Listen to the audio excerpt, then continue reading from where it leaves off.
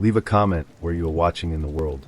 If you love true crime, check out our new page in the description below. Thank you. This was around 2008. OkCupid was brand new, and she looked like a blonde version of Uma Thurman in Pulp Fiction. Her profile was pretty standard, no red flags. We exchanged a few messages, and then I asked her out, offering to pick her up since she didn't have a car, which wasn't unusual because she lived near the metro, and take her to my favorite first date place in the city. I arrive at her house, which actually turns out to be her parents' house. She was in her mid-20s, and she's sitting on the front porch talking on her cell phone and smoking a cigarette. I don't smoke, and her profile said non-smoker, so that was an unpleasant surprise. She waved as I walked up, smiled and mouthed a hi, and continued her phone conversation. I stood there for at least 5 minutes as she kept talking, and it wasn't anything important, just chit-chat crap. Keep in mind, this is our first impression of each other.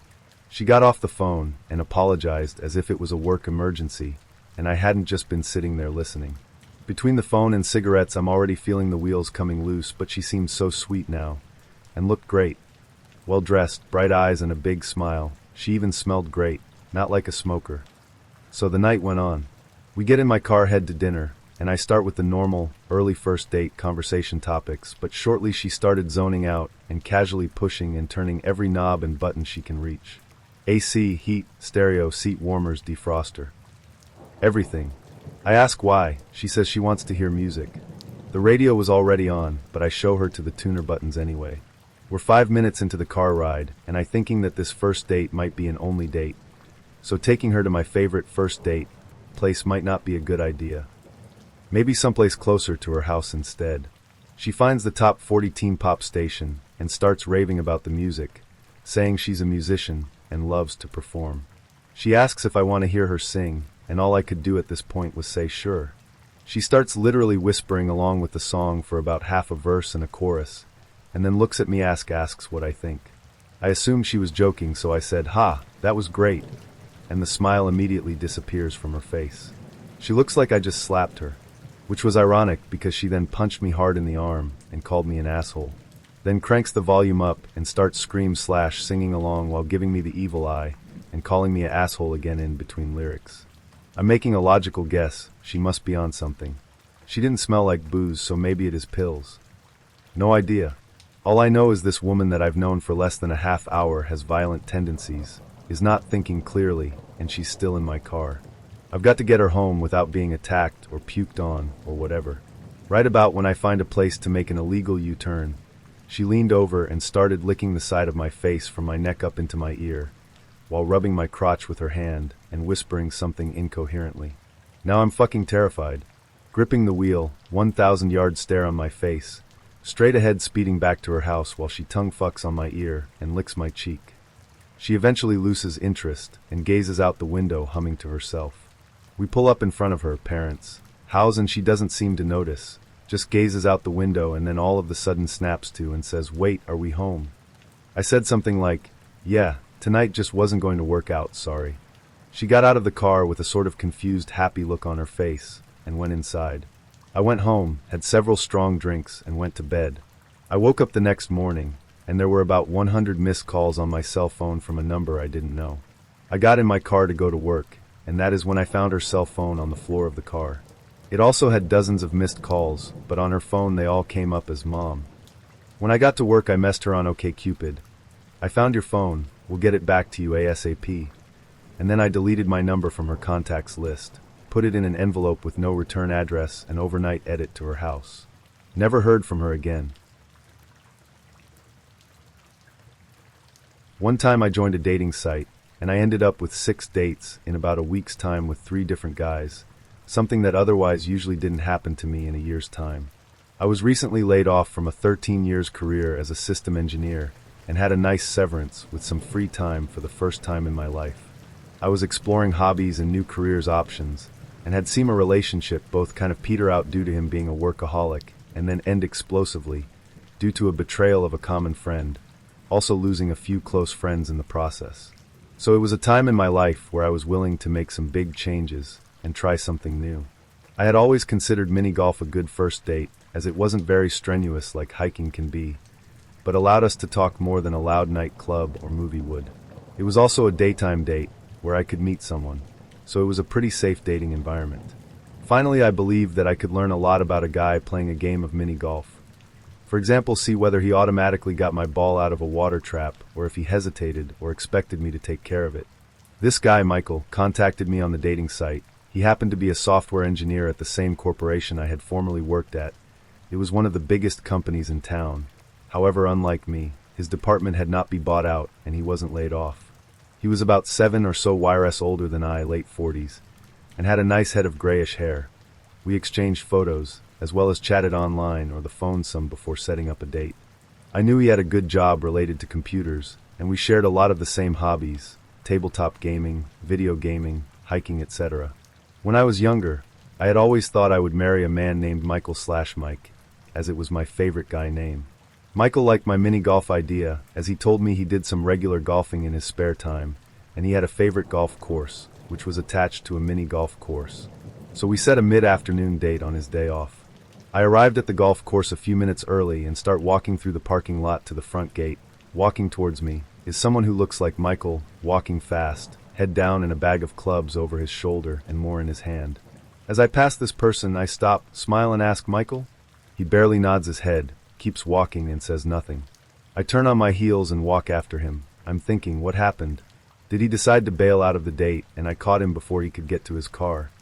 But I ask, "You are Michael, right?" By this time we are both at his car, and he has opened his trunk. He drops the bag of clubs in his trunk, and he drops in the other clubs in his hand, keeping just one. I think it was a putter. He still has barely acknowledged me, and I notice he is still avoiding eye contact. He is looking straight down and won't turn his head. I'm thinking, oh boy, I think he is running away, but again I ask, "You are Michael, right?" And he nods more, acting sort of annoyed that I didn't accept the first nod as confirmation. I don't know if I caught him bolting or what is going on, so I try to make small talk. "You look like your picture. I thought that was you." He turns without making eye contact and starts to walk back towards the mini golf gate with his head down. "I got here early to hit some balls around," he says, and I turn on my heels again to try to keep up with him as he determinedly walks back to the business gate. I'm almost running to keep up with him. Admittedly, he's about a foot taller than I am, but that's not so unusual.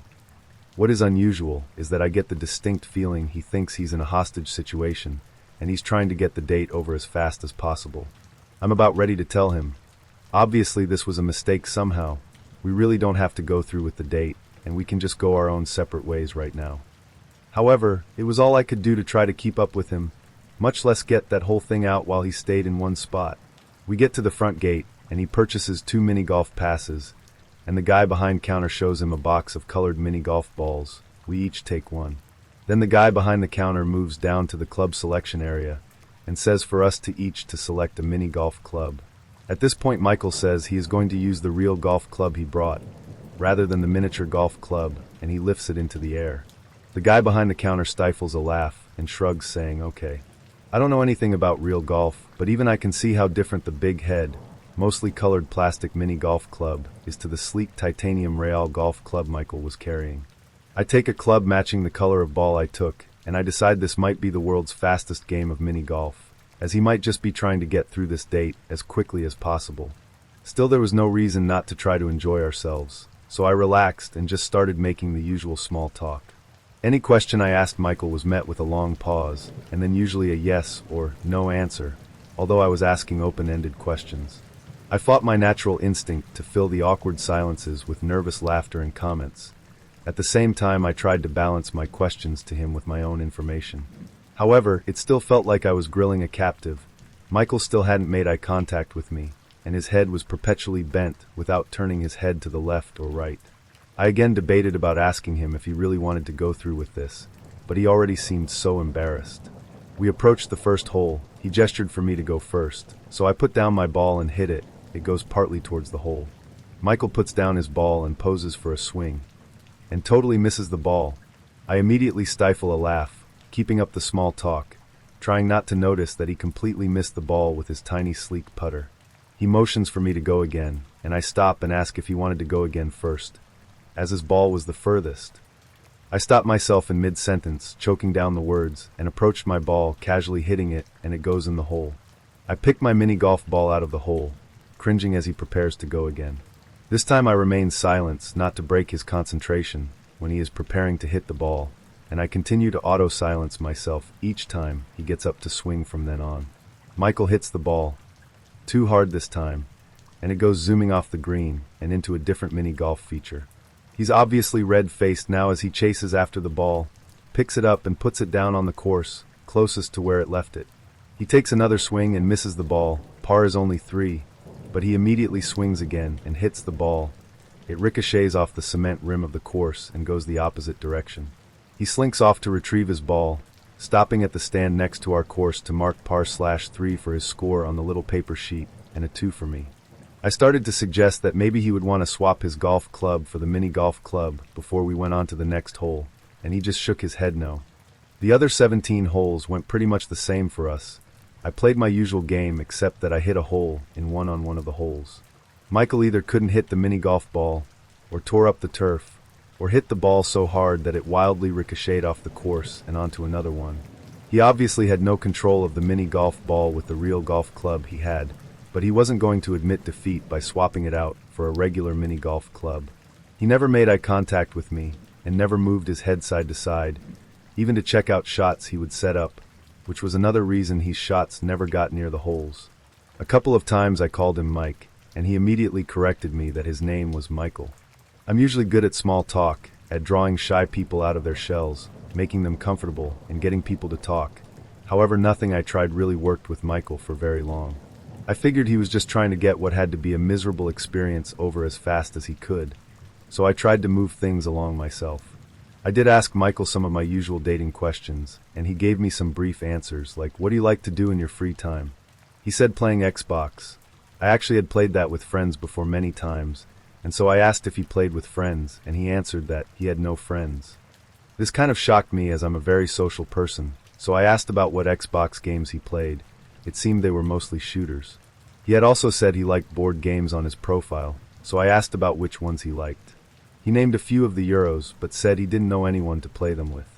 He never really opened up, partly because every hole he had the constant failure at hitting the ball, pretty much taking par on every hole after a few times of missing it or whacking it out of the course. I tried to be as friendly as I could be, and not notice him failing each hole, as I knew he was getting more and more embarrassed by not being able to hit any ball properly, or even getting one eventually into the hole. When my ball landed in the water trap, he seemed unsure what to do. Get it for me as a gentleman. Plus he was a foot taller, and he could reach it without getting wet, or let me struggle to get it myself. When I saw him hesitate, I good naturally went in after it myself, getting my tennis shoes wet. I thought it was the least I could do to keep moving things forward. Finally, the game of mini golf came to an end, and as we walked to turn in my club, I thanked him for the game, exclaiming how much fun it was, carefully hinting that I needed to get going. "But it was great fun, really, thanks so much." I figured there was no sense saying anything except pleasantries, as obviously we weren't a match for each other. But the date could be over now, and we could go our separate ways. I was still a little insecure as I didn't know what was wrong with me from the beginning, so that he wanted to get through this date so fast. But despite looking good on paper, Michael seemed very dull to me. So we walked back to our cars while I chatted on about whatever I could think of to fill the time, and I made a hasty retreat out of there. But that wasn't the end of it. That night I got a message from Michael thanking me for the date and saying how much fun he had. He seemed like a totally different person again than the one I met that afternoon. He mentioned he would like to see me again and asked if I would be available later that week. I was dumbfounded. Michael seemed like a different person online. He seemed charming and friendly. So I thought maybe he was just shy. I used to be shy as a kid, so I knew how that felt. Maybe this afternoon was a disaster, but maybe the next date would be better. And maybe this afternoon would be something we'd laugh and tell our grandkids about someday. I attended a regular board gaming night Thursday night. We had started out as strangers who all came together years ago to do a hobby we all enjoyed and ended up casual friends. Everyone was welcome there, and I had brought over a few friends over the years. So I thought maybe I could take Michael over to these friends for board gaming Thursday night. Maybe a group activity would be a less awkward date than something one-on-one, and I could get my friend's perceptions of what was going on with him. I suggest to him, and I had planned on meeting Michael somewhere on the way, so he didn't have to walk up to the door and ring the bell alone. However, when I gave him the time and address, he said he would meet me there. That sounded reasonable, since the house was actually only a couple of miles from where I used to work and he currently worked. However, when Thursday evening came, I got a call from Michael. He asked what highway to take to get to the family's house. And I replied there was no need to get on the interstate as the house was only a couple of miles from his work. Just go down a main street, name, and turn onto street name, and drive up to house number. Michael oddly replied, surely there is a highway that goes to their house. And I was baffled. Why would a highway take someone to another person's house? Directly to a person's house? Especially when it was only a couple of miles from where he was starting at, and any highway was twice that distance way. I just went over the directions again, knowing he had a Google map, and asked if he was sure he didn't want to meet me somewhere, so he could follow me over to their house. He said no and told me he would see me there, but seemed agitated, but at least he seemed to be talking pretty well. I arrived 30 minutes before I had told Michael to arrive, as I wanted to be there when he arrived so he wouldn't feel awkward around strangers. The hosts have a modern house with a great room, table space on the dining room table, a folding table in the living room, and another coffee table over by the fireplace on the other side of the great room. When I arrived, I found Michael already there and playing a board game with some of the regulars. He seemed to be having a great time, and he joked and talked to the players at the table just fine. I only later on realized that everyone at his table was a middle-aged male. As I came, one of my friends started to introduce Michael as a new member. I smiled and said we knew each other, and I had invited him to the board gaming tonight. I said hello to everyone, and made some small talk as I went into the great room to greet everyone else. Michael seemed a little awkward saying hi to me, but he also seemed really involved in the game. I wandered around greeting everyone and seeing what they were playing, and found out Michael was about 20 minutes into an 1.5-hour game. He had to arrive at least 30 minutes before myself. I was struck as how sociable and relaxed Michael seemed. He made normal eye contact with the players at the table. Maybe he was just shy around women. Maybe the real one-on-one date was a lot of pressure for him. I got into a short game, timing it so I'd be free when Michael was done. The guys, including Michael, returned to the main great room so we could recombine for some other gaming, and I let two groups go off to play games, so that there was just Michael, myself, and Beth, the wife of the couple who were hosting. Beth suggested we play a 3-player game.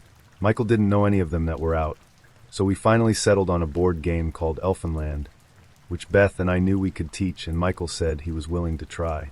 Michael was acting kind of awkward again, but Beth is such a good hostess, and she carried half of the conversation, while I carried the other half, so it seemed less awkward. Beth began by explaining the board game to Michael as we set it up. Her and her husband hosted gaming each week, and she has 4 school-age kids, so she does a great job of explaining things. After a while, Michael said that we should just start playing as he will learn as he plays, since Beth and I already knew the rules. This actually isn't that unusual, as some people like myself learn by playing and can pick up on patterns quickly, so going over all kinds of rules ahead of time can be a waste of time. However, not knowing Michael's playing style, Beth tries to explain a little more, and Michael says, let's just play. So we both shrug and start playing the game. Shortly into the game, Michael tries to do a maneuver, and Beth tells him he can't do it because of a certain rule. Michael seems annoyed and says, but I didn't know that, to which Beth replies, I was trying to tell you earlier. And she tries to explain. Michael states fine, in an angry tone, and ends up doing something different. A couple of minutes later, the same thing happens, and again and again. Eventually, Beth is both a little annoyed and also kind of laughing as Michael keeps getting upset he can't do something in the game, but he doesn't want to listen to the rules, even when Beth tries to give him the specific rules for whatever he is trying to do at that point. I'm starting to get embarrassed as the environment we game in is very good-natured and friendly. People do not get mad when they lose or get blocked, yet this game is getting kind of heated. Finally, Michael tries to do a final maneuver, and he is blocked. He gets upset and says how he didn't know that could be done. To which Beth replies nicely that she has tried to explain the rules to him all this time, but he didn't want to listen and just wanted to play the game. The board game ends and Michael seems a little miffed. He hasn't made eye contact with me since I walked in the door. He's pretty much kept his eyes on the board most of the time, as he doesn't seem to make eye contact with Beth either. I can't tell if this is due to shyness or aggression. He says he has to leave as it's getting late. It's about 11 p.m., so I walk him to the door and say, I was glad he could come by. I hope he had fun, and he should feel welcome to come back again another time. However, I actually feel like this night was also sort of a disaster, as he and I had no interaction besides playing a board game with a third party, and he seemed to have an awful time. He shyly mumbles something and leaves. Beth doesn't seem to notice when the game ends that I walk with Michael to the door as her husband's game ends at the same time, and he asks her as he goes in for a hug, "Hey babe, how did it go?" And I hear Beth saying to him, "Geez, where did that guy come from? He didn't want to know the rules, but then got angry he didn't know the rules," laugh. Beth is this really gracious woman who was raised as a finishing school in Europe as her father was military, so it's odd to see her annoyed. I don't say anything about Michael, and just slip into playing another game, and I figure that's the end of it. However, it still isn't. I get another message from Michael saying how much fun he had, and asking when I could see him again. I figure what the heck is going on? Does he really think these are good dates? I can be sympathetic that he is painfully shy or whatever his problem is, but I'm not having fun, and he is really dull. At the time, I rarely went on more than 2 dates with anyone unless I really was interested in them, which wasn't anyone on any of the dating services. So I decided to not answer his email. A day later, he called me up, and I let it go to mail. He mentioned wanting to get together to show me how to play Magic the Gathering, which was a 2-person card game I had mentioned I had never learned to play, which was popular. I never called him back. A few YRS later, I ran a local board gaming site, and a woman joined whose last name was the same as Michael's. She mentioned in her profile that she was always trying to get her brother to socialize more, as all he wanted to do is play video games on his time off. A couple of times later on, I bumped into Michael, now with a beard, attending a gaming meetup I was filling in for a friend to run. We never spoke, but he probably recognized me. So to sum up, guy with an apparent paralyzing fear of females and no personality keeps asking for another date, even after we have a totally miserable experience. I believe he tried to be impressive with skill, but he went overboard and embarrassed himself each time. Around the same time, I had a long phone call which never turned into a date, as frankly I was totally weirded out by the call. But it was sort of like a train wreck in that I couldn't pull myself away. The guy mentioned that he moved here, flyover country, recently from CA, and his car was stolen from the parking lot of his work nearby during the day. So I would have to drive when we went out as he was without a car, and it would be a while before he would get the insurance money to replace his car. Okay. Then he goes into a long story that sounded like the plot of Goodfellas, or The Godfather, of how he used to be involved with the mafia in CA, WTF, and how his lovely wife had been targeted when he tried to break away from the mafia. She was killed in a car crash/explosion on the 101, and he fled the state. Really, WTF? He suspected that his car was stolen by the CA mafia, who might have tracked him down. He also was a writer. He had a story about his own custom D&D Fantasyland, which rivaled Tolkien in his opinion, and he was getting it published. Before we even met, he emailed me the entire book, which was a huge file back in 2008. Right after the phone call, I escalated his and my status to where I would totally drop off the radar and not answer email or mail at all, which I usually did after a couple of bad dates.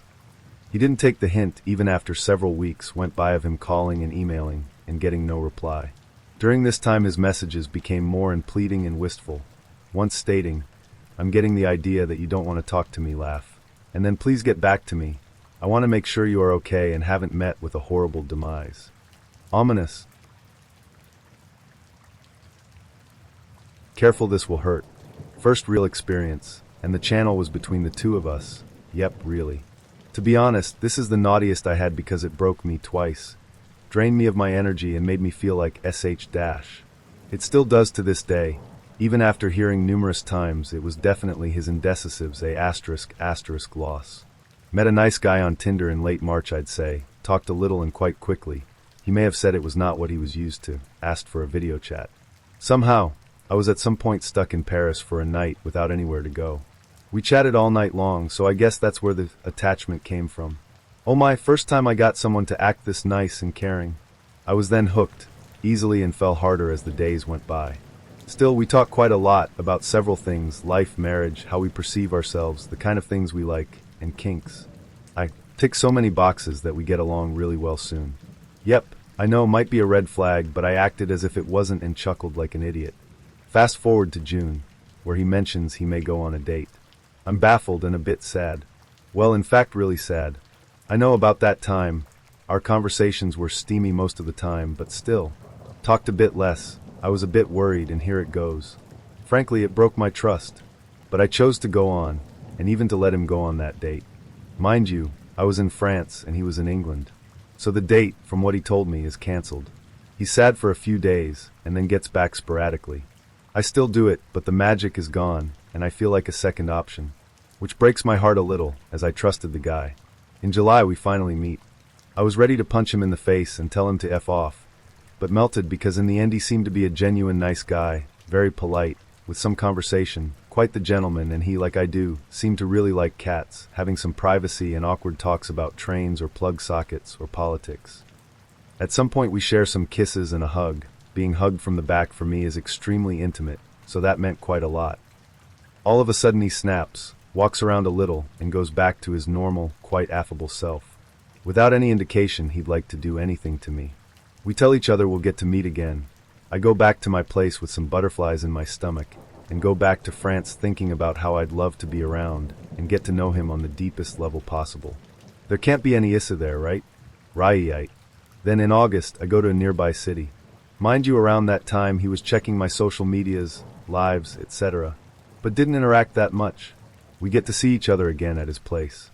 Nothing, absolutely nothing, romantic happens, to the point where I freak out.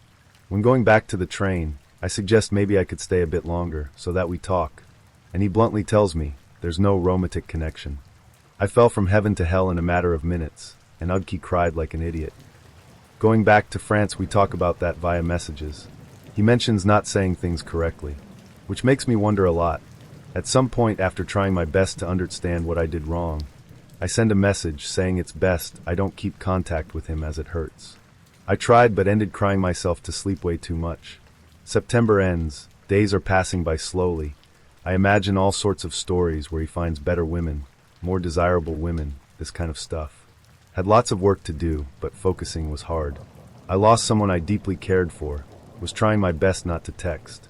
Then last October, I go back to England, pass by a city he told me wasn't so great. I agree with it, and somehow think it's the right time to send something, to get to know how he is doing. I get some message, where he said he couldn't cope with the hurt that last message in September brought. We talk a little, and all of a sudden he says he has to be careful about what he says and stuff, which is weird. I make him finally say what he wanted to mention, and guess what? That idiot mentions remembering us kissing on our first encounter. Because I'm talking to him, but also because it was enjoyable. So, as stupid as I am, I feel my heart racing again. I want to puke and scream at the same time. I feel tired and sick, but my heart beats faster, and I realize slowly I'd like to see him again. Just right after he says the same thing, he would like to see me again. Hearing my voice is good. This kind of things. So I go back to his city, choose to book a room and head to the city center, see if he wants to join or not. If not, I would have had fun to forget and make some memories. He invites me over to his place, even if it's a bit messy. And guess what? My stupid asterisk didn't see it coming. We share kisses, compliments, like saying it felt right and stuff, cuddles, a little more than that, even though we didn't have sex, to which I might be grateful today. And at some point, yep, you guessed it, snaps again, tells me he's worthless. I try to reassure him, I can wait, take some time, understand, leave him a little, and be there when needed. But he insists he's not really into carnal things these days, can't ask for me to wait, and so I go back to my hotel room, which was the worst of the whole trip, to be honest. Once again baffled and destroyed from the inside, trying to figure out what was wrong with me. If I was too ugly, or weird, or available. I suggest we see each other again the next day. We do. I go to his place, and it's pretty much a reenactment of the first time he broke my heart. This time, though, I don't ask for a hug. I go close to him, and we do hug a little. The atmosphere is tense, heavy. We go to sleep. I thought I'd be sleeping in the sofa, as he hates sleeping with people. But he says the bed is a better place. I go there and try to fall asleep, but sniffle quite a lot. That's where that indecisive guy kept me close to him. We hugged all night long, me crying and him being really sorry. That was pathetic in all ways possible. But still he hugged tightly. The next day I leave after him, leaving his keys in his mailbox. And then the messages. I went through the whole hate/love thing, being erratic and tense. He says I can't wait for something to magically change when it will not. And we clash a little. Then I go back to my friends in France. Cry, scream a lot, shout. And then my grandma died. And on that very day the guy, without knowing anything of that, texts me. saying he's sorry I'm going through it, saying he's having the hardest time ever having to face the whole thing. Is sorry for my loss. And then nothing. I feel days later like talking, maybe in a friendly way to him. To know if his trip is going well. To be fair, also wanted to see his face again, read the messages again, like someone who's completely lost would. His answers are a bit short, he asks casual things about work. It sounds just plain. I feel a bit hurt but respect it. Sending messages sometimes, thinking about the worthless thing, and trying to find the words to heal, the words to make him feel better. Saying frankly I'll hate him a little, but would be there nonetheless after a while. As I tend to overthink, I try to understand the next days why, in the first place, I was so attached to someone who treated me this way. So I go back on Tinder, where he had new pictures. Some lines from his profile were changed. He mentioned not finding a match while being abroad, and my heart cracks just a little bit more, explodes, enters a fury I didn't know I had. I send a horrible message, then delete the mock and block the guy. Send one last couple of messages on WhatsApp and block him as well. And now, we're almost in December, I'm still in shock, trying to heal from the wounds. If only these were the only, and it was the hardest thing I had to face in life. But it isn't. Still, some days, life is a living hell, and I'd like to tell him to EFF, off again. But since I'm bad at hating people, it only leads me to the same ** thole of me thinking about him moving on fast.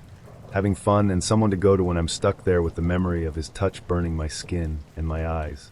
The point of this story is, sometimes hell is filled with good intentions. Careful out there, protect your heart and yourselves before going there. Tinder is no place for people who think love is a construction that needs two builders to be valid. I've had many experiences on Tinder, some wild, some bland, but one still deeply etched in my mind.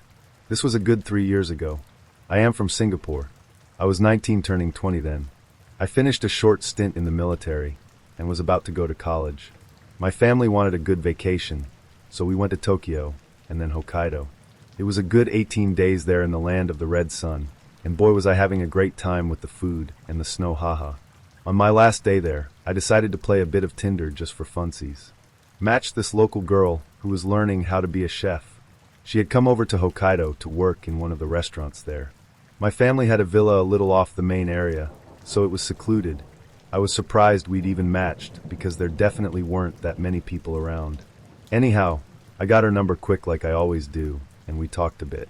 I was off for my final day of snowboarding, and told her I'd love to meet that night. She told me, "Isn't this going too fast?"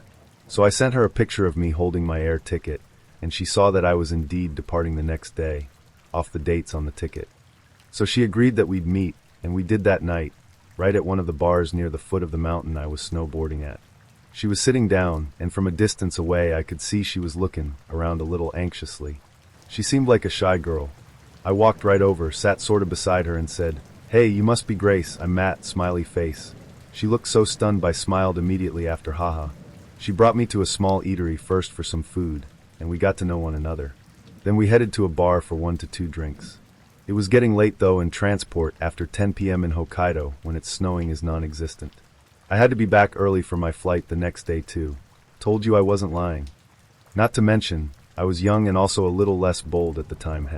So I told her I had to go, and we called for a taxi. She seemed a little sad, but asked me if there was anything else I wanted to try in Hokkaido while I had the chance. I told her, hell yeah, I hadn't tried the ice cream yet. She took me to a nearby grocery mart that was open, and we got a small tub of it. It was snowing pretty damn heavily, so as we walked to where my cab was about to arrive, we had an umbrella up, and we were also eating bits of the ice cream. It was a short walk, but damn it was romantic. She was holding onto me so tightly, and telling me she wished I'd stayed longer. At the alleyway we reached, my taxi was prompt AF. I hugged her and walked toward it. Out of nowhere, a snowball landed on my jacket from the back. I turned around. "You're very mean for leaving me." I laughed, looked at the driver and told him to give me 2 minutes, and to just start the meter. I jolted back over and pushed her into the alleyway, just out of sight of people walking by along the streets. I took off my gloves, unbuttoned her jacket, gave her a kiss while feeling her up a little. 2 minutes of that, and I looked at her into her eyes and said I'd never forget that moment. That was it though. I truly had to leave, and all I have is this memory, and of her waving goodbye to me as I boarded the cab. What really this memory perfect was that it was untainted. Two strangers from worlds apart meeting and having a great time together. When relationships end, there's usually some sad moments or even bitterness, but no, not here. I'll always remember how cold it was, and how the ice cream was even colder, while reminiscing how warm she made me feel inside. Likewise, she probably feels the same way too till today. Oof, get ready for a ride. And please remember before going on that I was young and dumb at the time, and that I am much wiser now. Years ago, I met this guy on Tinder, let's call him John, who looked really cute and listed his occupation as government employed. We chatted for a week, then decided to meet up. I, in my stupidity, told him he could pick me up from the mall, and we could go on a date from there. So John picked me up, and immediately I noticed that he had marks all over his face like he either had really bad acne in his youth or had been burned, which had definitely been edited out in his pictures. However, I decided not to be shallow because, hey, I was looking for love. I got into the car with him, and he says, I actually just got transferred to a new office in the city. Do you mind if I drive by it before we go out? I just want to see where I have to park my car and enter the building. Cool, I thought to myself, thrilled at the idea of this government agent taking me to his new office in the city. Sure, I exclaimed. Now, I grew up in New York, and at this time I had already been driving on the major roads for 3 years. So when he started heading towards the RFK bridge, I was a little confused. I thought he worked in the city? What government offices would be up here? When I voiced this observation to him, he said, Oh, yes, I do work for the government. The sanitation department. This is the point where I state that I have no issue with garbage men. They make a good living, with good benefits. But I felt deceived. I had been picturing a guy in a suit with a briefcase, impatiently checking his watch at a busy street corner in Midtown. Instead, I found myself in the passenger seat of a mid-sized sedan driving around a garbage dump in Harlem. It's okay, I told myself. At least you don't have to get out of the car. Suddenly, he pulls up beside a parked car, then throws his car in reverse. What are you doing? I asked suddenly. What do you mean? I'm parking. I wanted to see where the entrance of my building is, remember? Do I have to get out? Well, of course, he replied, shocked. I'm not going to leave you here all alone. Oh, so chivalrous. So now here I am, in a cute little miniskirt and pumps, standing on the sidewalk in the middle of a garbage dump. I text my friend John's full name, his car's make and model, and his license plate, as he takes my hand and leads me around the outside of the building, hemming and hawing over the hum of garbage trucks displaying their putrid contents to me. This is it, I texted my friends. This is how I die. After 10 minutes of walking around this garbage dump, John turns to me and says, Oh, I guess I have to feed you now, right? No, I said weakly. It's okay, you don't have. I insist, he said decisively, and without another word I got back in the car. I don't know what I was expecting at this point, but I was shocked to suddenly find myself at a seedy diner, with bugs hovering by the fluorescent lights that illuminated our table. John sat down, excited for food. He ordered a hamburger. I settled for French fries. And then, to my absolute horror, he reached out with his bare hand, scooped the ice chips out of his water glass, and chomped down on them with his mouth fully open. He proceeded to do this all throughout dinner, not noticing my mouth opened in an O of shock the entire time. We drove back in complete silence. I think he knew he blew it, because when he dropped me back off at the mall he turned to me and said, Can I at least have a hug? I gingerly patted his back, murmured, I'll call you, then threw open his door, got the hell out of that car, blocked his number, and never online dated again. By far my best experiences would be where I matched with a girl, and we spent the first few messages getting acquainted. Following that, we started to grind out questions to make sure we were a good match. After about 45 minutes, we came to the conclusion that we wouldn't mesh well. We thanked each other for the time spent, and went on our own way. The worst experience would be any time where I'm pulling teeth to get conversation out of the other person. I tend to send multi-sentence responses or multiple responses at a time, because I want to talk and get to know you. If you can't at least give me one fully developed sentence, you're turning me off.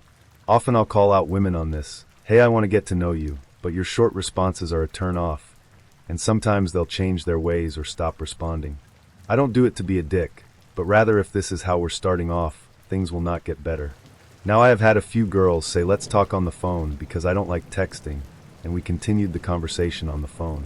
But simply stated, if I ask you, when was the last time you've been on vacation, and what did you do? and you respond, went to Disney. Road rides. I'm typically unmatching or asking for some sort of elaboration. Absolute worst experience was when I began talking to a match, and after exchanging numbers, she tells me she's married and looking to have an affair. No, I'm out. She then proceeds to text and call me attempting to explain that her husband is away on business for the next couple days. Still not interested. So I end up blocking her number. Thank you, Google Voice. A couple hours later, I get a message on my social media. Apparently, she found my profile based from my Tinder picture, info, and interests. Very annoying, undesirable experience. Seeing as she had pictures of her husband as well as had him tagged, I said if she continued harassing me, I'd send him transcripts of our conversation, then sent her a screenshot of her Tinder profile and conversation. She quickly apologized and disappeared. When I swapped numbers, I screenshot the profile and Tinder conversation for reference later on. That way I remember what we spoke about, and I can glance through the profile for more things to talk about later on. I've done this for all dating sites/apps I've utilized. I recently had one of my worst first date experience with a girl I met on Tinder. It had been a week of Tindering between both of us in which we never really had a long, meaningful, or substantial conversation. It had been a week of hi hellos and what's ups mostly. The only thing the girl stressed upon in our limited chatting was that she was not looking to date someone through Tinder/no hookup strictly, and was just looking around for people to hang out with and be friends with. Sounds perfectly fine, right? As it did to me. So here comes a Saturday night, she pings me and asks me to meet up.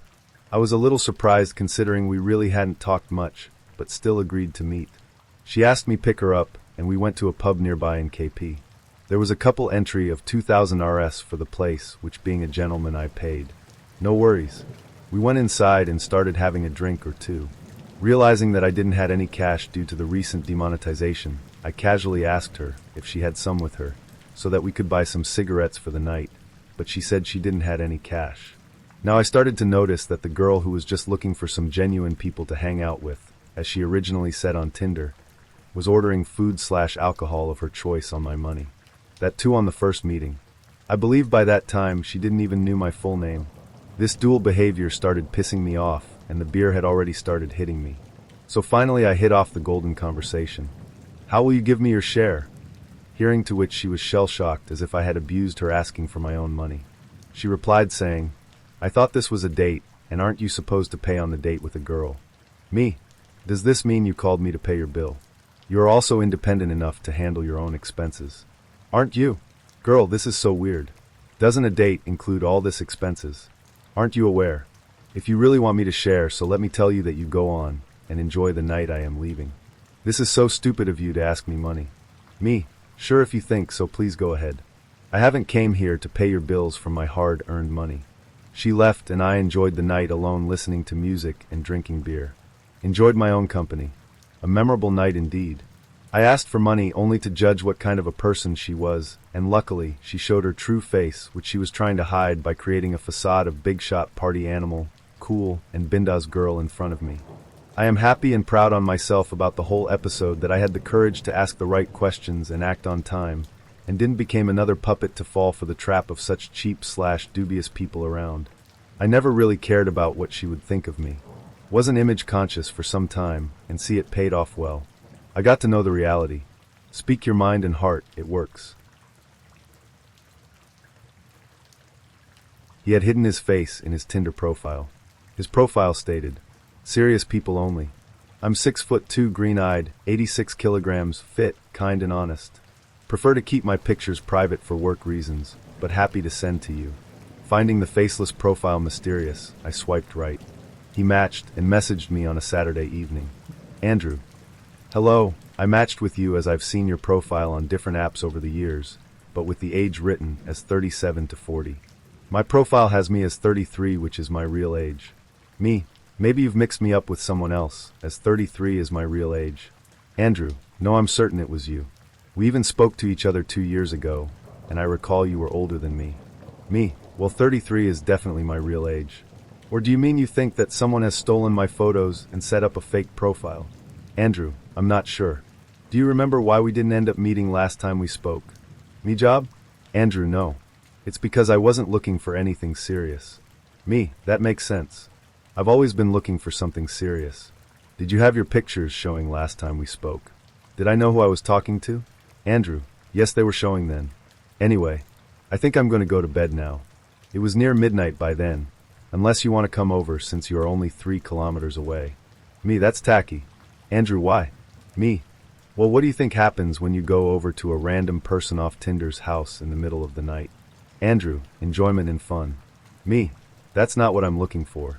I found that as a trend when guys raise sexual things very quickly, they aren't really concerned about what is in your best interests, but are very self-focused. Andrew, that's a fair call. I got lucky the other night. I matched with a girl at 11:24 p.m., and by 11:47 p.m., she was at my place. It was great. Me, why did you write serious people only? That makes you sound like you aren't after casual. Andrew, sometimes a person just gets exceedingly horny. Me, did you end up seeing her again? Andrew, unfortunately no. She suffered depression. When I undressed her there were cuts all over her body. Poor girl. Me, and you slept with her anyway? Andrew, yes. She was wild and spontaneous. Me, was she bipolar? Spontaneous and impulsive, but then sinks into depression? Andrew, how did you know that? Me, haha homeland. Also my best friend during high school suffered it. I think that sometimes the people that have this compulsive sexual side, it's very exciting, but they tend to not be very emotionally stable. Andrew, that confirms what I thought. Me, are you emotionally stable? Andrew, I'm very emotionally stable, but completely emotionally unavailable. I have an insatiable sex drive though. I've calmed down compared to my peak though. Me, how many women do you think you've been in total? Andrew, 400.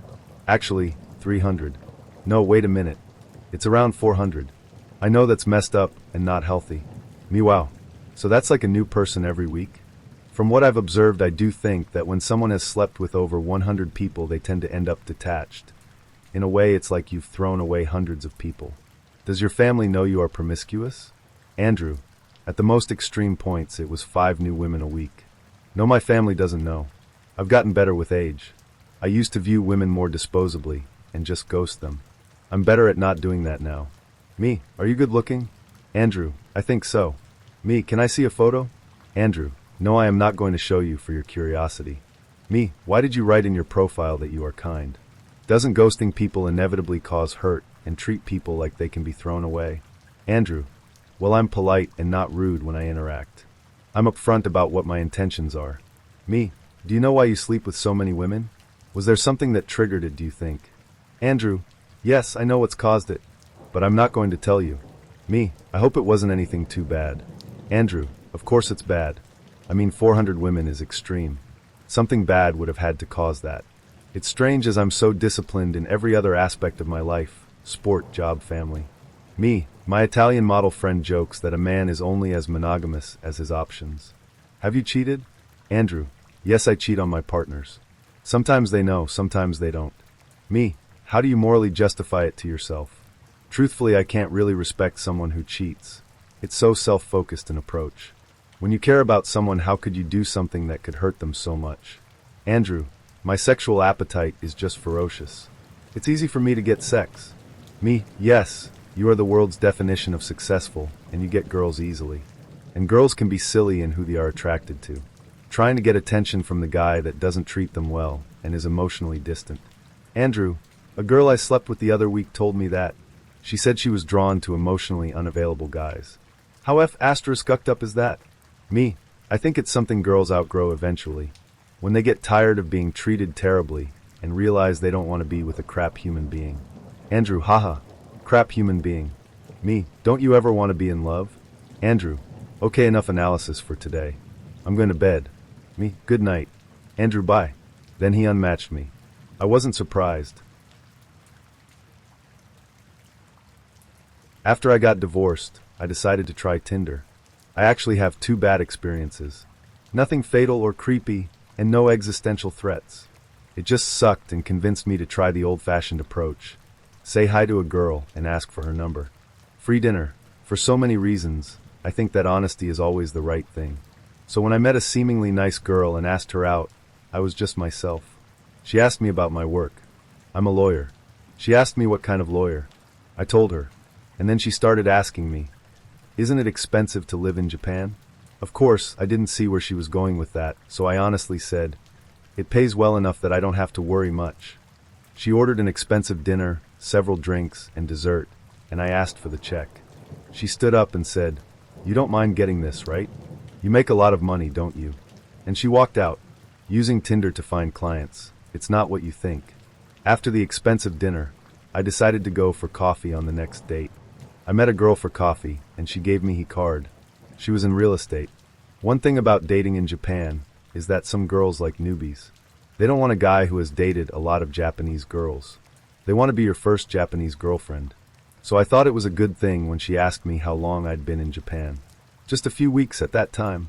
She seemed very interested about my work, what brought me to Japan, and how long I planned to stay. I was looking for a relationship, so these questions sounded like she was deciding whether or not to date me. We decided to meet for coffee. Coffee went well. She asked me more about my work and what part of town I worked in. These are important things because if you date someone, you don't want to be too far away. That can be difficult on a relationship. We decided to meet again a few days later. When she sat down, she put a folder on the table. "Okay, when do you want to start looking at apartments? I found several that meet your requirements." She wasn't interested in dating me at all. Every question she asked was geared toward finding my housing requirements. I've seen a lot, but I didn't expect that on Tinder. I've talked to several other foreigners in Japan, and they all have similar experiences. I think another common one is girls who flirt to get free English lessons. They pretend to be interested and go out a few times, but when he moves in, she says she has a boyfriend, and she just wants to be friends. I think someone forgot to tell Japanese girls that Tinder is a dating app. The most terrible experience I made on a dating website was getting involved too quickly and too soon with one of the men I had met on the site. He seemed like someone I could trust. He seemed a lot like me, white-collar professional, normal, steady. Everything looked great on paper, on screen, which is fine if you're interviewing a new employee. But even prospective hires need letters of recommendations and background checks. It was my first online dating rodeo, in case that's not evident. If he and I'd had mutual friends and acquaintances, my educated guess is that I would not have gone out with him a second time, if even a first, because one of those mutual friends/acquaintances would have cautioned me off. I have a strong hunch they would have said, "Look, he's a fun, easygoing guy and fine if you just want to kill time, but not someone to take seriously." I would have taken that to heart. Reputation matters quite a bit to me, and I like to think that my own is above standard. The biggest hazard of the online method of meeting prospective partners is that they really are complete strangers, just like people you meet in bars and clubs, absent the alcohol. They have no third parties to vouch for their integrity, character, and intentions. Think about it. In real life, we are introduced to new people through our extended social circles, friends, workmates, community members, etc. If somebody has a shady reputation or outre ideas about relationships, you hear about it through the grapevine. You definitely know pertinent details about them like, oh, they're married with 3 kids or cheated on their last partner. Stranger danger is not something you need to worry about when you meet someone in the real world who is connected to people you already know. There have been many times when I expressed interest in a guy only to have someone in my social circle warn me, "Don't date him, girl." Because, insert dodgy tidbit of info here. Dating sites can be a great way to meet the love of your life. I cannot write them off just because they didn't work for me. But these relationships, I believe, must go very slow and take a lot more time to build trust. There must be added rituals of proof. What do their friends and family report about them? What about their workmates and former partners? You just need far more time and information, and I failed miserably, having not done my due diligence. I should have hired a PI to compile background information on the guy beforehand. Because I wasn't just hiring an employee, I was looking for someone steadfast who I knew I could trust to be my wingman. Lesson learned: verify then trust. Okay, I won't call this a date, but since the guy whom we were talking about was convinced that it was a date, so for the sake of his mental peace, I will just play along. So I met this guy and found him cute and immensely talented. He asked me out a know of times, but things did not work out then, so one fine day I decided that I will go out with him. I called him and asked him out for a movie. He told me how excited he was to meet me again, and that too on a date. I warned him that it is just a movie plan that will do with lots of popcorns and nothing else. I am never late for anything, so as usual I reached before time. I called him and guess what? His phone was off. I don't want to sound all psycho, but I called him 5 times, but every time it was unavailable. I thought, I will buy the tickets and wait for him since it was a blockbuster movie, and the tickets might get sold out. I waited for a good 15 minutes when this guy calls up and says he is coming but still in a taxi. I called after 5 minutes to inquire about his whereabouts, but guess what? His phone was unavailable. Naturally I was pissed off and I gave 1 ticket to the security, told him this dork's name, and described him as a short, irritating-looking lazy guy, and went ahead to watch the movie. I had already missed the first 5 minutes of it. In India, before a movie starts, they show advertisements for 15 minutes, so you can imagine how late he was. I was enjoying the movie when suddenly I saw that someone fell down, and guess what? It was my darling date. He did not stop over there. He started yelling my name, pretty loudly. Since searching for your seat according to the number given on your ticket is too mainstream. Being the good-natured person that I am, I responded, still regretting, and he came to sit beside me. Then the torture begun. He was creepily staring at me for the entire movie, singing out every romantic song, and praising me in every way possible. It was dark and I bet he could not even see me. Then the dreaded interval happened, and he started talking. I don't want to be mean, but I felt like punching him on his face. Just to shut him up, I asked him to get popcorns and 2 Cokes, but he got 1 Coke with 1 straw which he wanted to share. Obviously, I only had the popcorn, leaving the Coke to him.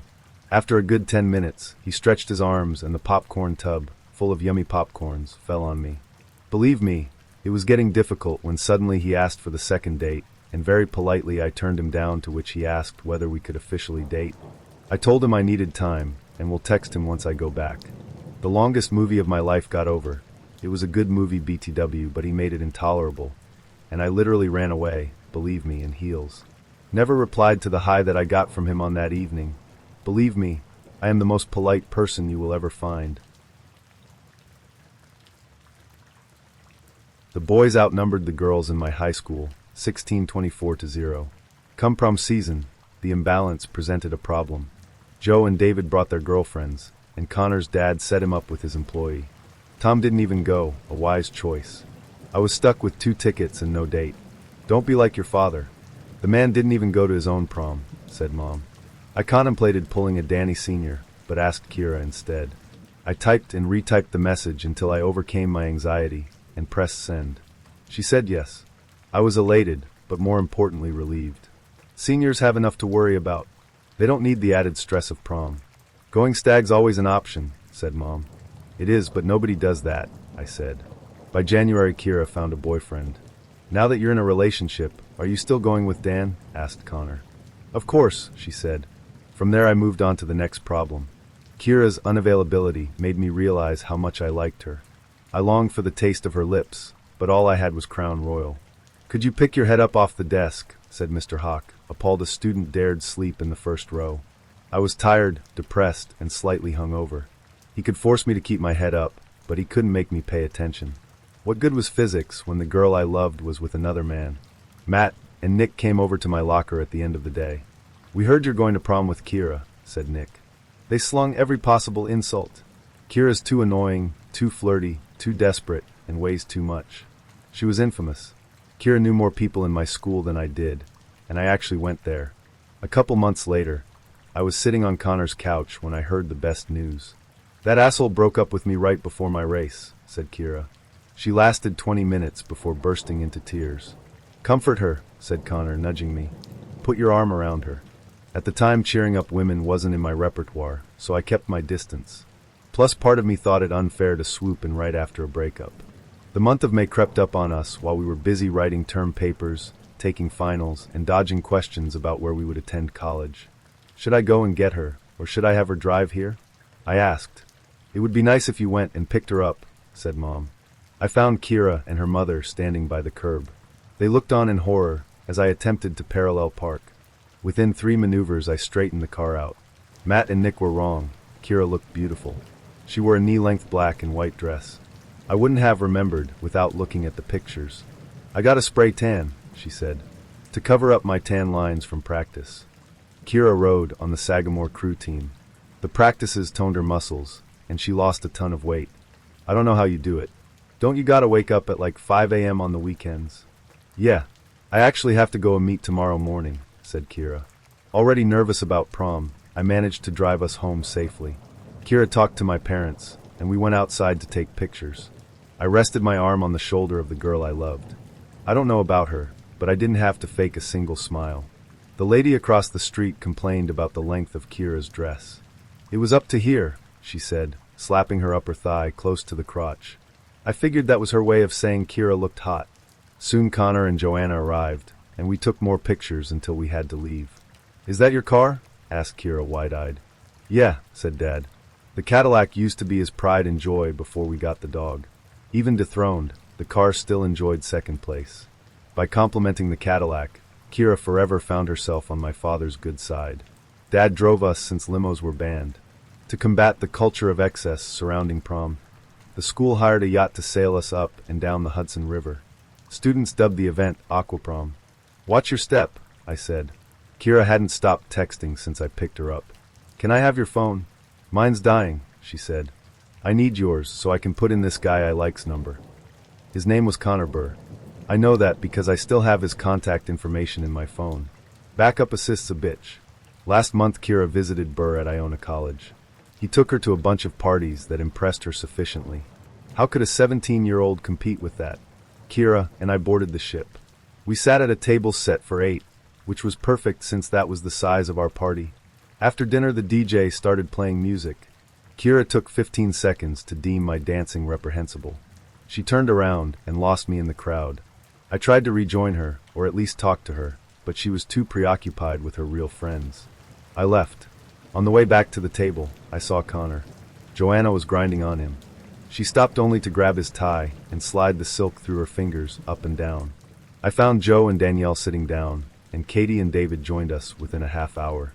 At least I didn't have to be alone. We talked about high school and college. Another popular topic was how much of a bitch Kira was. Danielle went to school with her and hated her to begin with, so she was more than happy to explain why. I can't recall a word Danielle said, but I do remember how much better she made me feel. Hours later Kira returned to eat dessert. She noshed on miniature cannolis while the whole table just stared at her. The desserts were better last year, she said. Kira finished and said, I have to go say hi to some people. I decided to follow her.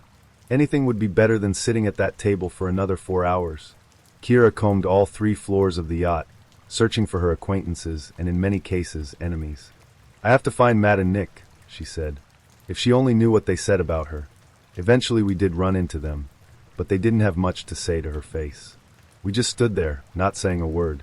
On the deck we found Brother Peter. He was the only teacher in the school who knew me personally. This is Kira, I said. Brother Peter shook hands with both of us. I could tell he was shocked by how hot my date was. He definitely didn't expect that from me. To him I was just the quiet kid who sat in the back of study hall. I looked into the ocean. Just for a second, I contemplated jumping off and swimming ashore. The worst part of Aquaprom was we were all trapped. And to make matters worse, the greatest symbol of freedom in the world was right over my shoulder. Let's get a picture with the Statue of Liberty, said Kira. We tried, but none of them came out. I decided I'd leave Kira after she said hi to 50 more people. I stuck with her until she reached my quota, and then I returned to a bunch of empty chairs. Nobody picked up when I called, so I panicked until I found Joe and Danielle. I talked with them for the rest of the night.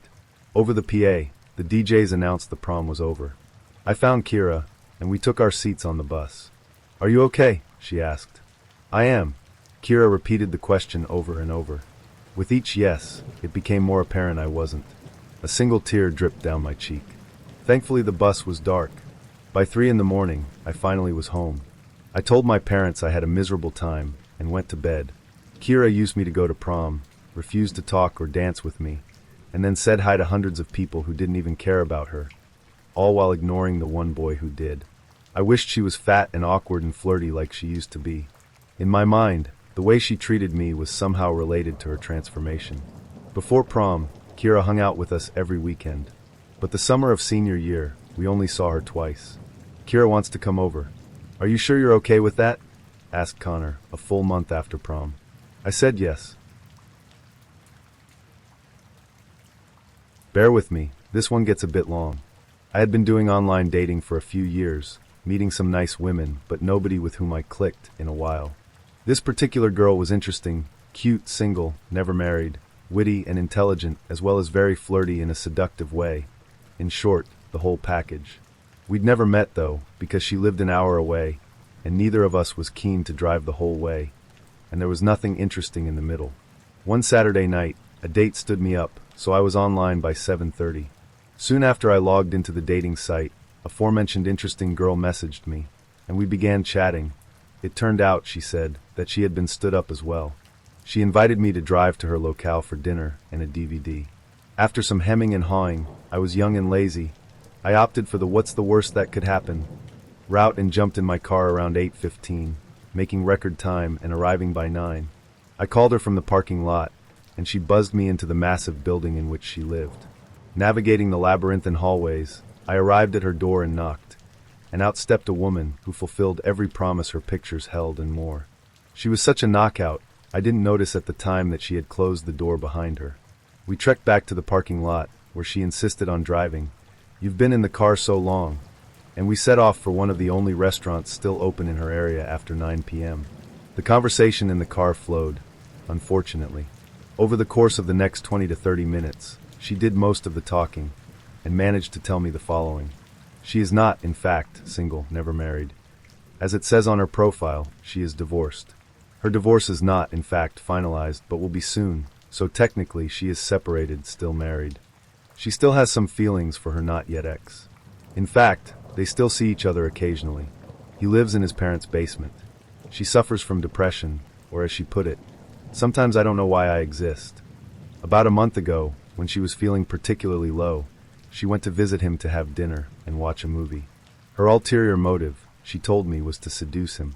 Her motivation for that motive was to get pregnant, because she thought that a baby might give her life a purpose.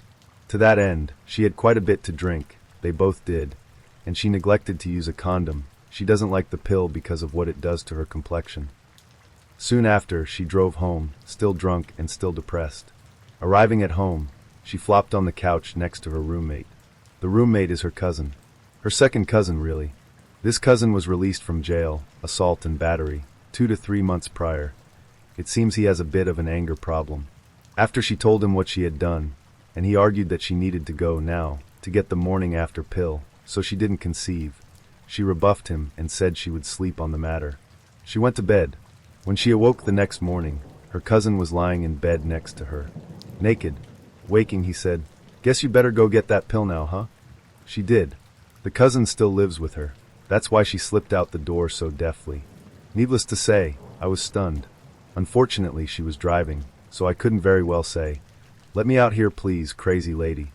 We soon arrived at the restaurant, and the rest of the night was very pleasant, all things considered. We ate, had good conversation, about anything but the items above. She drove me back to the apartment, and I hightailed it out of there. The next time I saw her was at a fundraiser. She was on the arm of a friend, whom I knew from being in that friend's wedding with him. She smiled and gave me a hug, and I grinned at her new beau as I shook his hand. Either he knew what I knew and didn't care, or he was in for a hell of a story someday. Oh man, probably my Philly date. Sorry it's going to be a long post, so strap in kids. Meet this guy on a dating app. Seems nice and funny in text and on the phone. We decide to make dinner plans in the city. I'm from the suburbs, so he suggests meeting in his apartment lobby. BC parking is right next door. Me, okay, great, just send me the address. Him, oh, it's not hard to find. I'm at the super fancy APT. Me, okay, but like what's the street address? Him, oh, you don't need, it's easy to just find it by name. Okay, fine, I plug in the ritzy name, get the address, and meet him there. He comes down to greet me, apologizes BC his giant dog is refusing to be crated, and asks if I don't mind waiting a bit while he tries one more time. I offer to help, so we go and get him crated. He offers me a drink which I politely refuse, but comment on his watch being kind of cool. It was blue and I love blue watches. Only to have this conversation. Me, oh, nice watch. Him, thanks, it's really expensive brand. Me, oh, that's sweet. Him, yeah. It has real diamonds in it, guess how many? Me, oh, Mick 1. Him, 22, it cost me. Some insane number. Me, oh cool, regretting ever mentioning the damn thing. So I ask about what the dinner plans are, and he asks if it's alright that we stop at his colleague's birthday party, because he forgot about it and told her he would. He tells me that he actually can't stand her, and how she's a huge bitch and so rude, but it's office politics. I'm already in the city, and more rando people to meet, so sure. Literally spends the entire walk over complaining and apologizing in advance for putting me in the same room as this awful human. We get there, rooftop party, and I realize that I stand out like a sore thumb. I'm in a tie-dye maxi skirt with a tank top and some wedges, and these people are all dressed like they're going for cocktail hour at the fucking plaza. Cool. My date immediately introduces me to his office bros, who then proceed to bro out about work while I stand there trying to even figure out what they're talking about. For reference, I'm a chemist. These guys were all in sales or finance. We have very different abbreviation interpretations. Eventually I get bored of being ignored and decide to excuse myself to get a drink.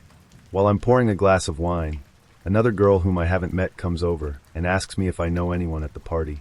When I explain that I'm a +1, she offers to rectify it and leads me over to a group of girls, introducing me to each one. She asks me if I need anything, asks where I'm from, and genuinely tries to include me in conversation. We bullshit about music and life for about an hour until it starts storming. Me, damn, it's raining. That really sucks for the birthday girl. It was supposed to be such a nice night. Her, oh no, she'll probably just move the party inside. With that, she takes her glass and invites everyone down to get apartment. She's the one who's having the damn birthday. After all his complaining, this freaking Cinderella of a human being is the girl he's been bitching about. I follow inside with my date, who has just now realized that I'm becoming friends with his nemesis. We all sit around the bar table and chat a while longer. But at this point, date has decided to pout because things aren't going his way and he's not happy. So I've had it. I thank the girl for a lovely time, wish her the happiest of what's left of her birthday, and tell her I'm heading out. Date hears this and decides to join me. Fucking ironic, since I've maybe heard a grand total of 10 sentences from him all night. We get out of the apartment, and he asks what I want to do next, while I'm mentally charting my route home already. He follows me downstairs and out the doors to the street where it's pouring. He's still whining, and now complaining about losing money. BC, he has to call an Uber. Me, you know what? It's a nice night for a run in the rain. I take my shoes off and sprint, skirt in hand, through the city, leaving him shouting and chasing behind me. For the record, his apartment was in Rittenhouse, and we were all the way out by the library and the Academy of Natural Science.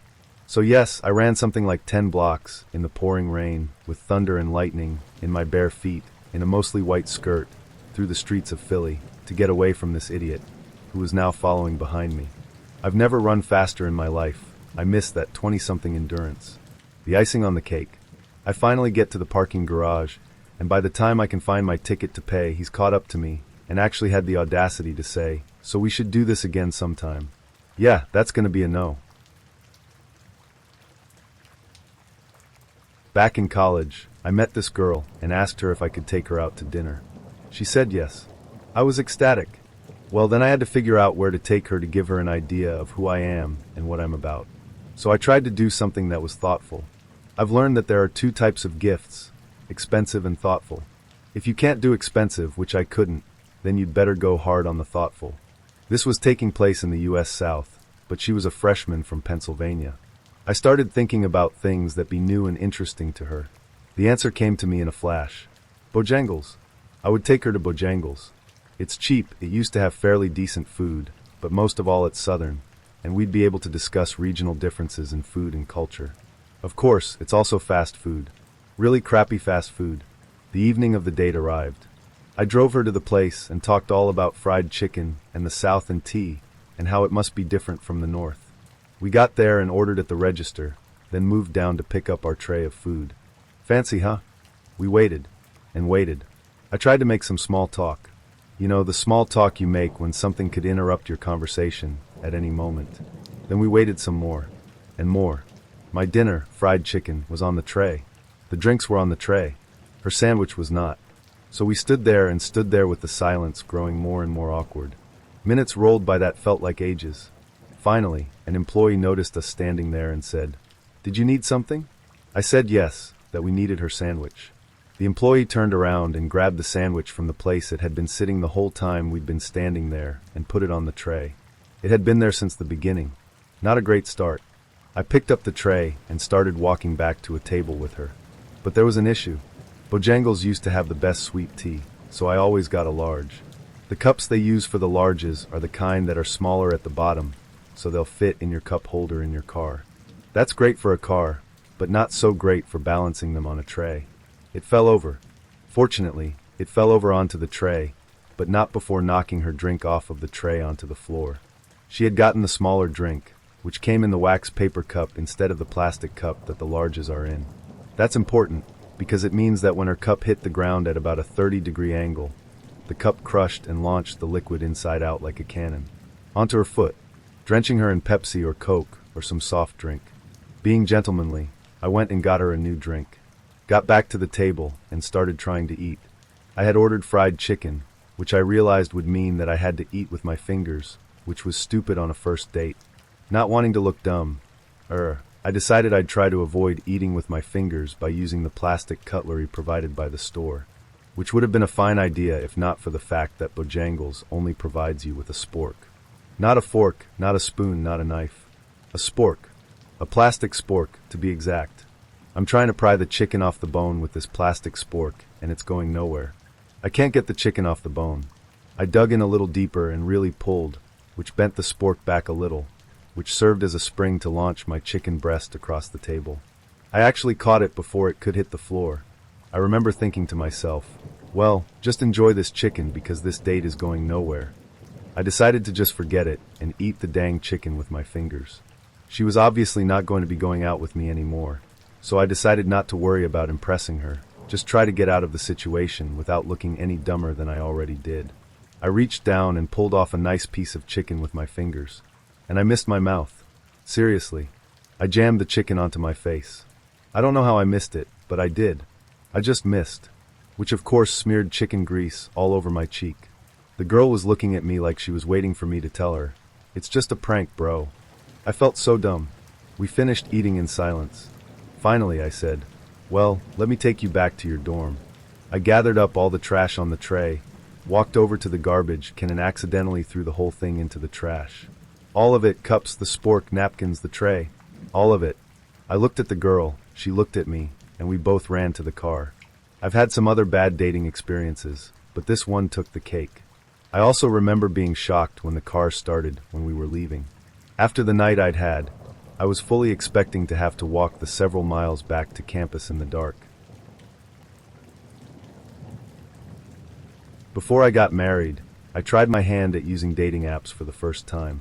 My main reasoning was that I did not have a lot of spare time to actually meet anyone outside of my industry, so I thought it would help me getting exposure to people I would not necessarily meet otherwise in real life. I met this guy, who we will call Bob, on Bumble, and we exchanged a few polite messages. He seemed nice and the stereotypical guy who enjoyed boating, beer, and cigars. He would pressure me to meet him for drinks out, stating that statistically people who chatted on the dating apps without actually meeting within 2 weeks of matching would probably be likely to never meet. I had a date already scheduled the evening he was trying to meet with me, but still he insisted. I was honest and let him know that I had a date later, and he claimed that he did not care, as he still wanted to meet. 2 dates in one night was not something that I had ever engaged in, but he seemed so adamant about meeting quickly. So I agreed to meet him at the local brewery for a drink prior to my date. When I showed up, his first comment was that he was surprised that I had such an athletic build. Odd, but I didn't necessarily think anything super off about it, as my calves are typically more muscular than most men's, after years of dance training and kickboxing. We sat down and had a drink. He was engaged in conversation, and I could see from his eyes that he seemed very interested. He laughed and had a good sense of humor. Things were going well, but I was keeping a watchful eye on the time. Eventually my other date for the evening called, and his picture flashed across my screen. Bob asked if that was my date later, and I replied that he was. I thanked him for a good time, and we headed towards the door of the brewery. He seemed shocked that I would still go on my other date, given that we seemed to hit it off, and there was actually chemistry. I felt bad leaving, but I hate canceling prior commitments at the last minute. Bob immediately went in for a kiss, and surprisingly, he was a good kisser. He stepped back and said that he would talk to me later. I went on the second date that evening, and we met at a restaurant for dinner. It was pleasant, but we did not have the same chemistry as Bob and I had. We parted ways that evening, and decided to just stay friends on social media. Bob would friend me on Facebook and immediately started liking my posts regularly. He messaged me and told me that he was heading to Germany for Oktoberfest, but that he wanted to see me again once he got back into town. He even kept in contact with messages and pictures from his travels while he was gone, as we shared that common interest. He invited me to go with him to a Dia de la Muerta party at the local art and fashion gallery when he returned from his travels. I told him that he needed to come over prior to the event that evening, so that I could paint his face as we could go as a coordinated couple. Coincidentally, I knew the owner of the gallery and was able to procure 2 tickets to the sold-out event, so I wanted to go dressed in the theme of the event. As I painted his face, he shared that he was always self-conscious of his acne scars, and I told him that his skin was not as bad as he thought, and he probably noticed it more than anyone else would have. I was surprised that he had shared a little insecurity with me, as he seemed a little reserved with information thus far. I was surprised when we pulled up to the venue. He proceeded to park in the handicapped spot and even pulled out a placard. He didn't explain it, nor did I ask who the handicapped person was. We made a quick cameo at the event, as we made the rounds as I said my hellos to the people that I knew at the event.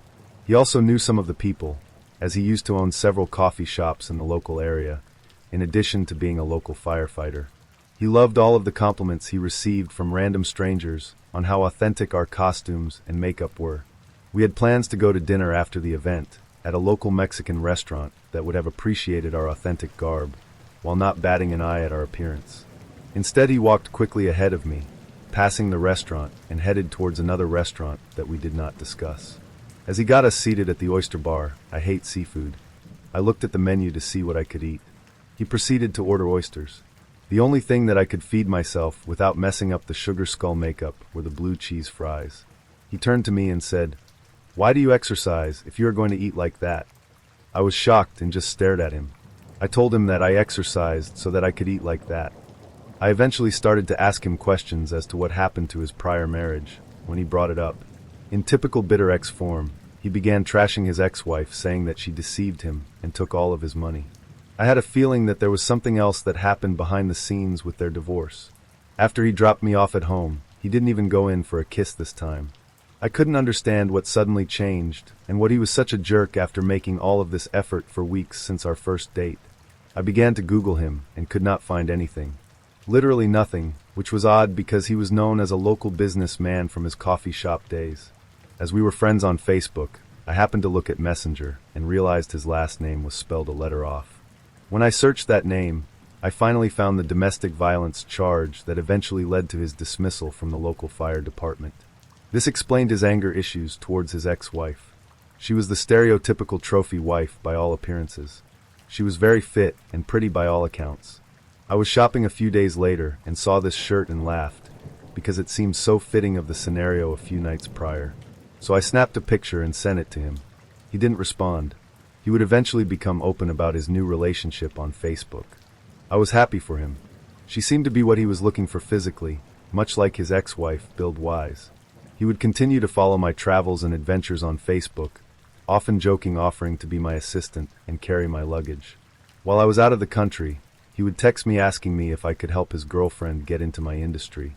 I laughed to myself. The audacity. I am nice. I am not that nice. Here we are years later, and now that I am going through a divorce, he rears his head to message me sexy photos. My response was, "I don't think your girlfriend would like you messaging me pics like that, especially because I saw that they just bought a house together." He responded, "We don't have that kind of relationship. I can do what I want." My response, smirking, "Does she know that you have an open relationship?" It's always interesting to me when the zombie effect occurs in the dating scene. I am not exactly sure what happened completely, unless he felt slighted that first date way back when I didn't cancel my other date and wanted to treat me badly on the second date for that reason. Until that date, the only other horrible date I went on was my one and only blind date that a coworker had set me up on. The guy started the date asking me, "You're so pretty. I am surprised you are still single. What's wrong with you?" My response, "Well, I do have a bit of a psychotic issue. If you're going to ask me a stupid question, you're going to get a stupid answer." Probably my worst 2 dates were with one girl in particular. This was a few years after my first marriage had ended. In this period I had been on lots of awkward dates, lots of lovely dates, but never had anywhere I really clicked with anyone. Anyway, a friend suggested I should go out with a friend of hers. She was sure we'd be a great match, so she gave each other our email addresses. She lived in a city around 70 miles away, so we emailed and called each other quite a few times over a couple of weeks and seemed to get along quite well. So we decided to meet up and go on our first date.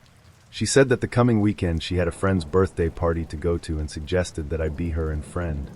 The party was being held at a restaurant in the city where she lived, and it was decided that I would meet her there. I arrived. She texted me she was running late, but she was with the guest of honor, so it wouldn't start until she arrived. Eventually she arrived with the birthday girl, my ex-wife. Well, that was awkward. I am ex and I hadn't parted on good terms, and we hadn't seen or talked to each other for about 5 years.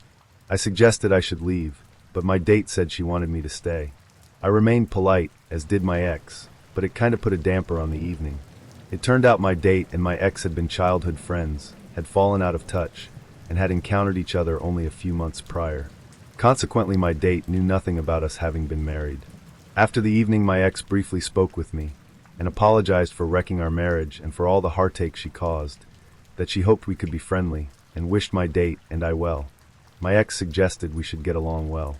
Okay, so after the initial shock, the evening ended on a positive note. I didn't really get to know my date at all, but at least I had some closure on some bad stuff in my past. The next week, I was invited to another party with my date. This was pretty uneventful, and to be honest, I can't really remember any of it. I was getting along well with this girl, but still hadn't had any alone time with her. So the following weekend we decided to go out for lunch on the Saturday. This is where things went pear-shaped. I was to pick her up, but she wouldn't give me her address. She said her place was hard to find, so I should first go to a particular strip mall, call her once I was there, and then she'd give the directions to her place. So once I arrived there, instead of giving me directions, she told me to wait there, and she would meet me there. Okay, this was a big warning sign, but I went along with it. I had to wait for nearly an hour, and got to the point where I decided I would leave if she didn't show up by a certain time. She arrived just before the deadline. She arrived, but had a friend with her. Apparently that's why she was late. She hadn't seen the friend for ages, and she happened to drop in this morning, so she invited her along. This was supposed to be our first date with just the two of us, but not to be. She seemed to have issues about being alone together, but maybe the story was true. Anyway, I suggested we all jump in my car, a large luxury saloon car, but she insisted we take her car, and I had to ride in the back. Her car was an old Mazda. It was a mess inside, had no air conditioning, springs were coming out of the back seat. It was horrid. In retrospect, I should have told her not to bother right there, but I went along. She decided that we would go to a swanky restaurant in a resort town about 50 miles away. So off we went, with her and her friend in the front, and me in the back. Her and her friend talked the whole way, with absolutely no conversation including me. Not that I could have been included. The noise in the car was so bad that I couldn't hear anything they said anyway. We got to the restaurant, and again her and her friend talked the whole time. I was only included in the conversation occasionally. I may as well have not been there. Well, I was there for one thing. Her and her friend left me to pick up the bill, for all three of us. The return trip was a mirror of the trip down, except my mind was absolutely made up that I wasn't going to bother seeing this girl again. So we get back to the strip mall. Thank goodness my car was still there unharmed, as it was a dodgy area. And she says to me that we need to talk. Okay. She starts by telling me that she really enjoys my company, but that I'm too demanding on her time. What? That I can't expect to see her every weekend, and she thinks it best that we stop seeing each other. At this point I'm just agreeing with her, because I really didn't want to see her again, and if she's breaking up, not that we had anything to break up from, then as far as I'm concerned she's saving me the hassle. Inside I'm happy, outside I'm trying to look a bit disappointed but agreeing with her. But, when she said we stop seeing each other, she hadn't finished her sentence. She didn't mean stop seeing each other completely. She meant stop seeing each other as regularly because she was planning our wedding for June the following year, so we had heaps of time to see each other before then. To say I was dumbfounded is the understatement of the century. I didn't know what to say, and didn't say anything. I just got in my car and drove home in shock. We had been on 3 dates, had never spent any alone time together. I didn't even consider that we were an item. Definitely not engaged. After I got home, I didn't contact her, and she didn't contact me, so I figured maybe she was just trying to shock me out of her life. I was happy, had started seeing someone else, and had pretty much forgotten about crazy fiancé lady. Until some 6 months later, I was at a function, and she happened to be there. I politely said hello, and her response was literally, "Hi. Did you know there's a ball on next Friday night at venue? I'd love to go, but I refused to be asked out a week before. Oh, there's friend, bye." I thought it was weird, but didn't think any more of it. That is until about 11 p.m. the next Friday night, when the phone rang. "How dare you stand me up?" "Huh. I waited all night at the ball, but you didn't show up." "I never said I was going. You're a terrible boyfriend for doing that to me. I've devoted 6 months of my life to you, and you can't even take one night out for me. I don't want to break up with you, but maybe we should." Yeah, maybe we should." In the middle of sobbing, I was called every bad name under the sun, before she hung up. That was more than 10 years ago, and thankfully haven't seen or heard from her since. CH and I had been on several dates. We'd met for movies and frozen yogurt and board games. These have gone well. So this was to be the next important test, drinks at a bar with some of my wonderful, if drama-queening friends. I knew that CH had a good mind, but the soul is more important. We are what we do. Here's what we did that night. 7 p.m. I arrive at the bar. This was a relatively impromptu date, so CH hasn't arrived yet. Fortunately, I know other people and start catching up. 7:30, I'm on my second scotch and soda. Life is good, and I feel no pain. I start catching up with D, and learn that she was just laid off. Ouch. But after 20 years at the job, she got an excellent severance package, a year's pay. So her plan to take the summer off and job search in the fall seems good to me. 7:45, I get bumped into and drop scotch number 3. I decide to cool it with the booze. Dia's had a few shots and decides that her next job will be executive director of notoriously drama-filled organization. I suggest that she could probably do it, but warn her that, 1, she might be too sane, and 2, there are a lot of drama queens to deal with. She asserts that she can handle it. It'd be interesting to see her do the job. 8 o'clock, CH arrives. He'd swung by another bar first, and was also feeling no pain. He brought his new book with him, and Coulter's Demonic. Much as I like right-wing politics, this is a bad omen. 8:30, CH and MW argue. MW simply wants to assert that Coulter is bad and move on. CH, however, challenges him to make a statement about what she's written. MW, clearly flustered, goes off on tangents.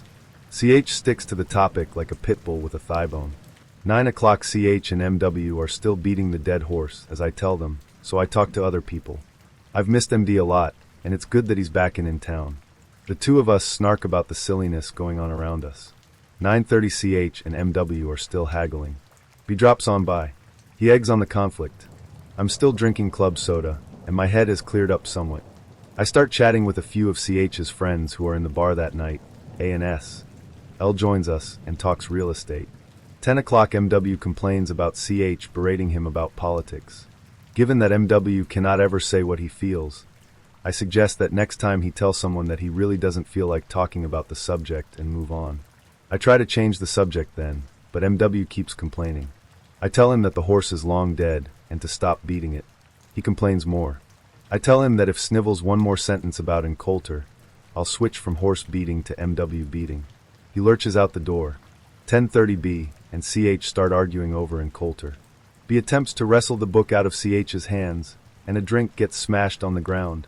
I pull out my flashlight to help with the cleanup. 10:45 S, and I start chatting as B and CH start peacemaking.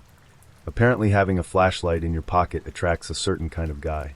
He's studying to be a forensic accountant, which is something I know about thanks to paralegal work and e-discovery. It's a nice chat, and I get his number.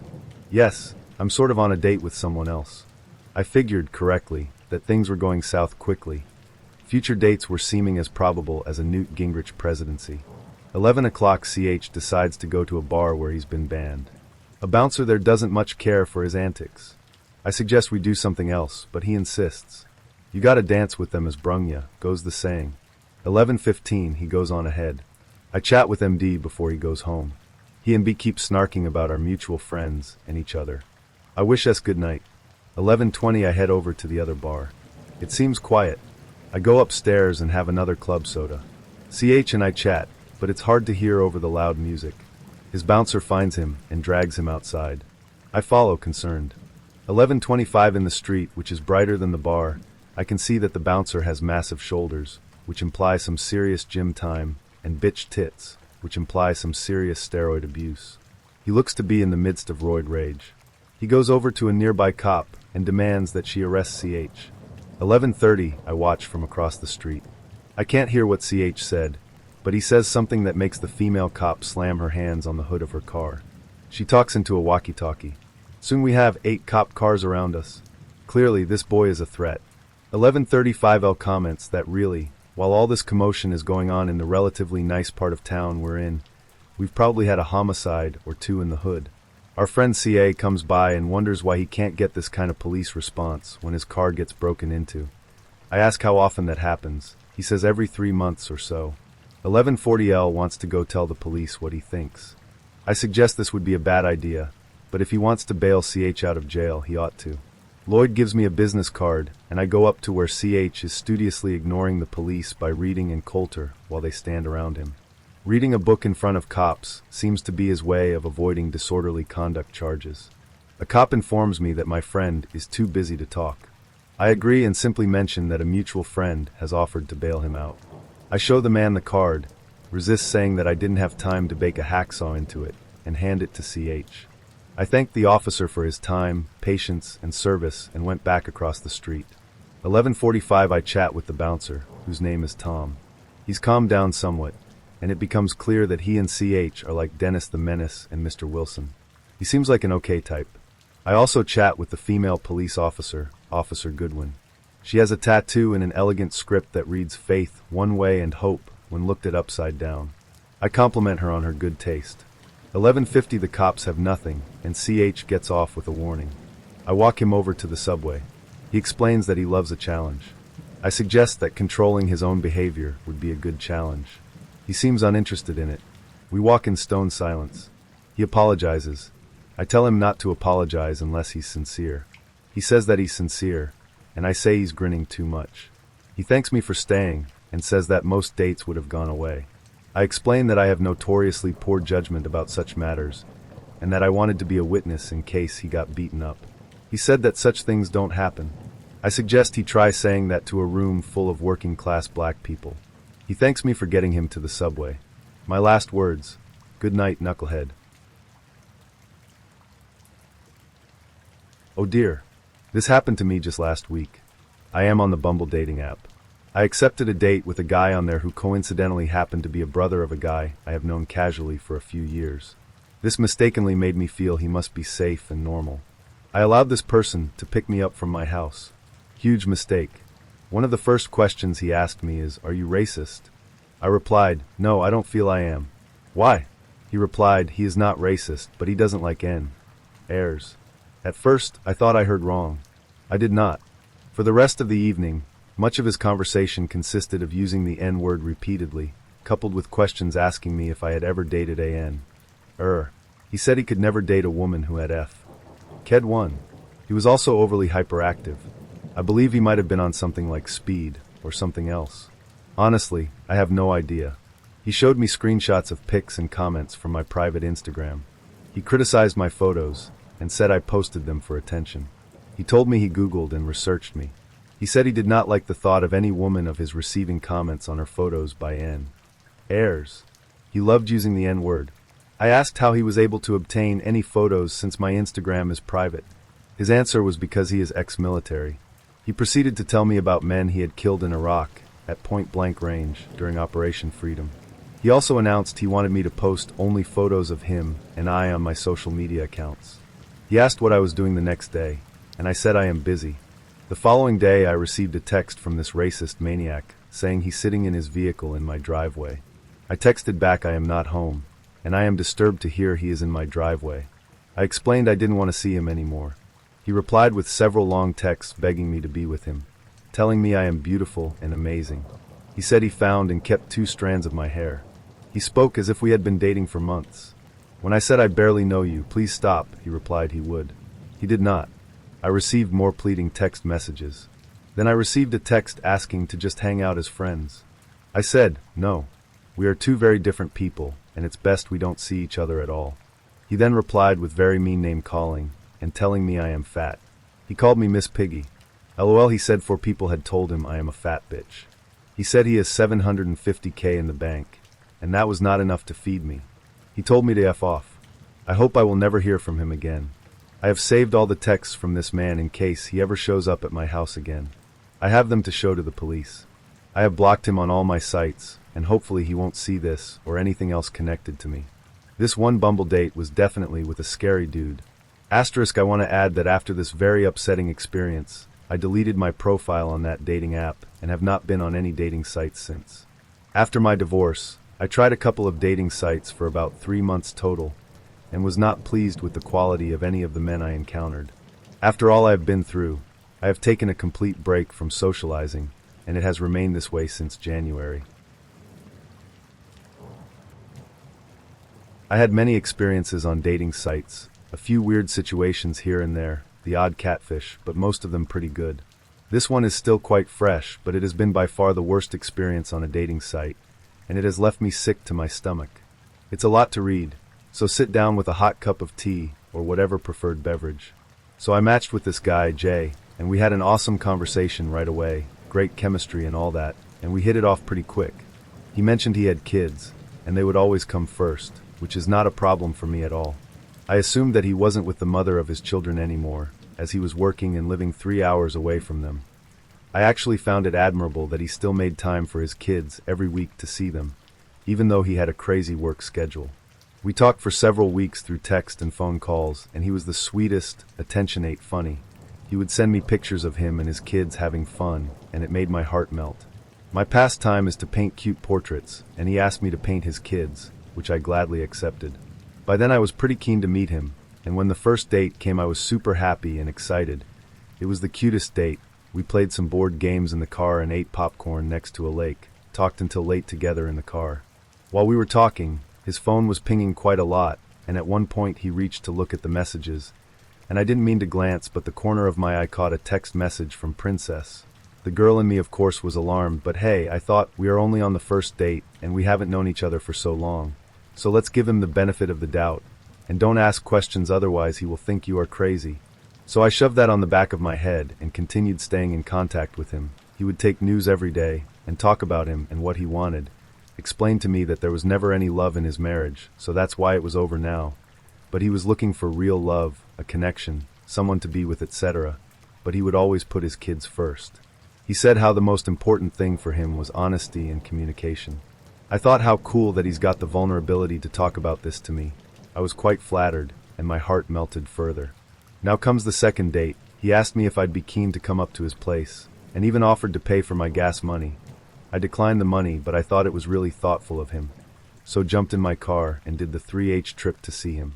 We spent a lovely time together, and of course we ended up having sex. He seemed quite nervous, and I won't go into details, but there was some malfunction in the system. Honestly, I didn't care. I thought it was quite sweet actually. And guess what? Yes, my heart melted again. I just wanted to give all my TLC to this sweet, loving guy that goes through a hard work schedule to provide for his children. He went out of his way to come and see me at my place, when he had already a couple hours drive from his kid's place, and 3 hours left to drive to get home. It made me feel really special and appreciated. We continued to stay in contact, but what I shoved at the back of my head came back. This guy is too good to be true. My gut feeling was telling me that the whole thing smelled fishy and weird. I couldn't forget the Princess text, and he actually never mentioned divorce. He would just call the mother of his children the ex. Still went back to see him.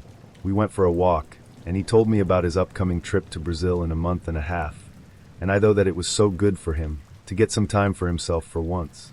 We went to the post office to renew his passport and all that stuff. He opened up about his situation, how he was actually currently in the process of divorcing his wife. I thought that it was very strange he didn't mention that before, but thought that hey, fair enough, it's a quite difficult subject to talk about. When we were back in the car, I had his phone in my hands to choose some music, and bing, comes a message from a lovely-looking girl from Instagram. Hey babe, I hope you had a good rest. That wasn't his ex-wife. My heart just skipped a beat, and I went cold. He noticed, and asked what was wrong, what he did wrong. I couldn't get a word out of my mouth. Now guys, you're probably going to tell me, hey, he never promised you anything, which is true, but I can't help it, I'm a girl. It is imprinted in my genes, I guess. But I just want to be loved and cherished.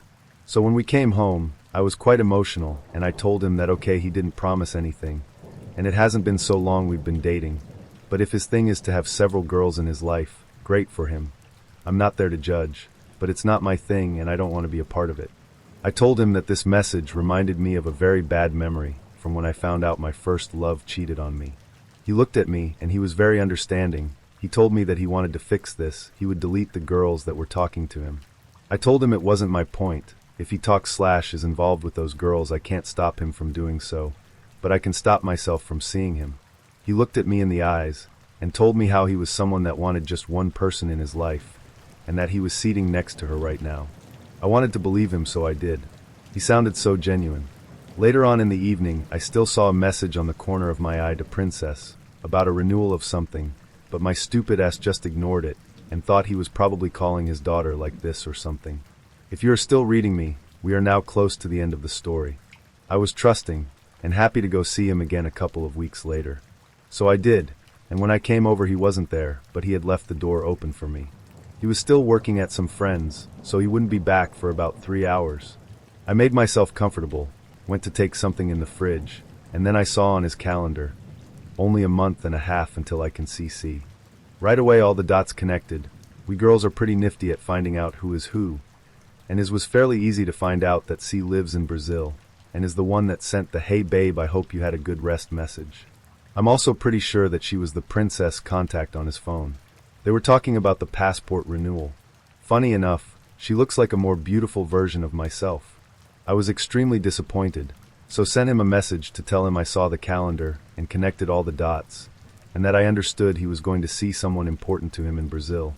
But I was sorry, I couldn't go further in this, as I've been quite clear that it's not my thing to share. I was packing my stuff back and searching for a hotel room when he answered back. He told me I was right, and he was sorry, he had been selfish, but we could remain friends if I wanted. Then something about how I deserved better and whatnot. I didn't answer back. I thought, how can I be friends with someone that lied with such ease? And if he lied about this, maybe he is lying about the divorce? I don't want to be friends. I went up in the room to gather the rest of my stuff, and noticed the envelope that I used to give him the painting I did for him. Inside was the painting, along with a picture of him and his wife. I took the painting and thought that I didn't want my art to be part of this guy's life, so ripped it, threw it in the bin and left. I was sick to my stomach, and so angry with myself for ignoring my gut feeling. You guys will probably tell me that you saw it coming from the beginning. I reckon I did as well, but I'm an expert at giving the benefit of the doubt. He was so lovely, cute, and huggable. He gave me the perfect performance of this sweet, vulnerable, unsure about his looks, self-conscious, and hard-working guy. I just wanted it to work. If you read me till the end, thank you. It feels good and takes a weight off my chest. Gotta work on red flag busting now.